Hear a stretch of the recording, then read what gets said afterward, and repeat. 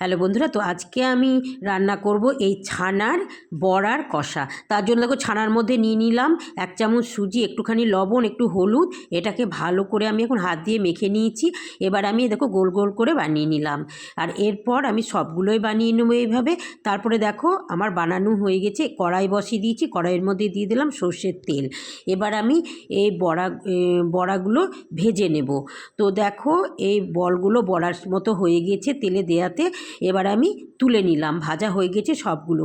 এবার কড়াইয়ে রয়ে গেছে এই তেল, সর্ষের তেল। তারপর আমি দিয়ে দিলাম 5 ফোড়ন, দিয়ে দিলাম একটা আলু, এই ছোট ছোট টুকরো করে কেটে নিচ্ছি। এটাকে আমি লাল করে ভেজে নেব। আর এদিকে মশলার মধ্যে দিয়ে দিলাম দেখো জিরে, ধনে, আদা, শুকনো লঙ্কা, কাঁচা লঙ্কা আর এলাচ। আজকের এই রান্নাটা করব নিরামিষই। আর দিয়ে দেবো একটা টমেটো, আর এর মধ্যে দেবো একটুখানি জল। এবার আমি পেস্টটা তৈরি করে নিই। আর এদিকে দেখো আলুগুলো লাল লাল করে ভাজা হয়ে গেছে। এবার আমি পেস্টটা দিয়ে দিলাম। এবার আমি ভালো করে মশলাটা কষে নেব, তার জন্য ঢাকা দিয়ে দিলাম। আলুটাও সেদ্ধ হয়ে গেল। আর এদিকে লবণ, হলুদ আর স্বাদের জন্য দিয়ে দিলাম চিনি। এরপর এটাকে ভালো করে কষে নেব। কষানো হয়ে গেছে, আমি দিয়ে দিলাম এর মধ্যে একটা টমেটো কেটে, আর দিলাম জল। এবার আমি ঢাকা দিয়ে দিলাম। এবার ঝোলটা ফুটে গেলে দিয়ে দিলাম ধনে পাতা কিছুটা। তারপর আমি দিয়ে দিলাম এই বড়াগুলো ছানার।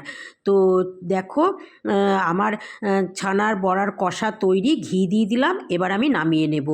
তো তোমরা এইভাবে বানিয়ে খাবে, ভালো লাগলে আমাকে অবশ্যই কমেন্ট করে জানাবে। লুচি, রুটি, পরোটা তুমি যাই দিয়ে খাও অপূর্ব লাগবে। আর কি সুন্দর হয়েছে দেখো কালারটা।